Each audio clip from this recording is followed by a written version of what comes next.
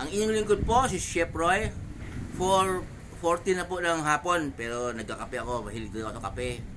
Kagaling ko lang po sa work.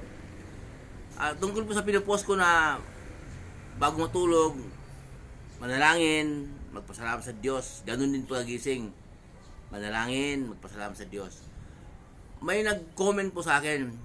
Pero hindi naman comment kasi sa messenger po niya sinisend na private message po na ang panalangin daw ba naririnig ba o may panalangin na hindi naririnig o paano ba? Yun ang sabi niya. Sabi niya palagi daw siyang nanonood sa mga pinupost ko. Ayaw naman yung pangalanan ko siya dahil nahiya siya. Okay. Dahil lagi kang nanonood ng mga post ko ganito. Marami, hindi kayo unang beses nagtanong sa akin. Marami nagtanong sa akin na yung iba nga, may power ba ang panalangin? Makapangyarihan ba ang panalangin? Noon pa po, may nagtanong sa akin ng gano'n. Sinagot ko na noon na ang panalangin, hindi mo rin masasabi na may power. Depende po sa panalangin. Okay. Biblikal po yon. Ang sabi ng Bible, malaki ang nagagawa ng panalangin ng taong matuwid. Ay, tayo na magbulay-bulay doon. So, kung may relasyon sa Diyos ang nananalangin, o kung mahilig siya manalangin, maramang maririnig ng Diyos. Siyempre, nakipagrelasyon siya sa Diyos. Maraming bliso po noon pa, na ang tao raw, lahat ng tao, nilikha ng Diyos. So, ang tao, lahat ng tao, anak ng Diyos. Mali po. Okay.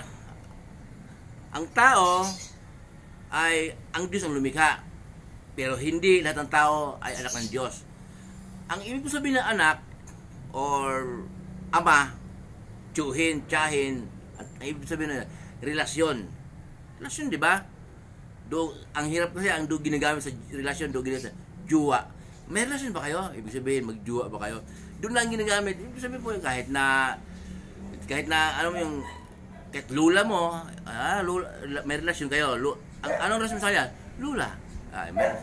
So, kung wala tayong relasyon sa Diyos, hindi maririnig ang ating panalangin. Paano ba?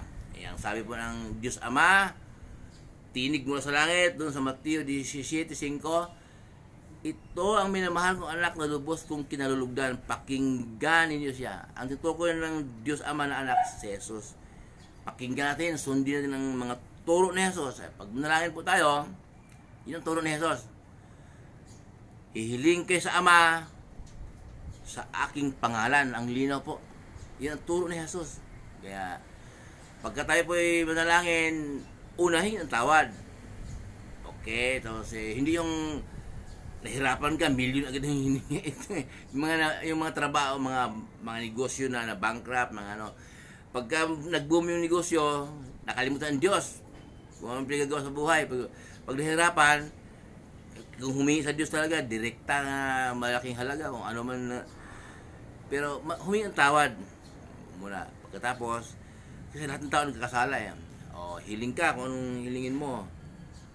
Pasalamat sa Diyos muna. Pag hingi ng tawad, pasalamat sa Diyos. Malakas ka. Biyaya ng Diyos na malakas. Biyaya mula sa Diyos na kapagsalita ka. Biyaya ng Diyos na nakakain ka, nakakalasa ka. Yung iba nga, walang ganun kumain, naoperahan sa lalamunan, di ba? Lakalakad tayo, may kamay, may pa, biyaya. Salamat din sa Diyos. Pagkatapos, ihiling. Ang dapat mo hiling. Pagkatapos, aming Diyos na makapangyarihan sa lahat, ito ang aking samot dalangin, ito ang aking kahilingan, Ama, pinupuri kita at pinapasalamatan sa pangalan ng iyong anak na aming Panginoon Jesus, at siya po ang nag-iisa kong tagapagligtas. Nais ko pong maging ilaw siya ng aking buhay sa araw at gabi. Amen. Amen. Ganun ang panalangin na tinuro ni Jesus. Humiling kayo sa Ama sa aking pangalan. Yun, kailangan po. Hindi yung ang kahilingan po, kung baba mo na, hindi yung pagluhod mo dahil hirapan ka, Ama, kailangan ko lang 4,000. Hindi.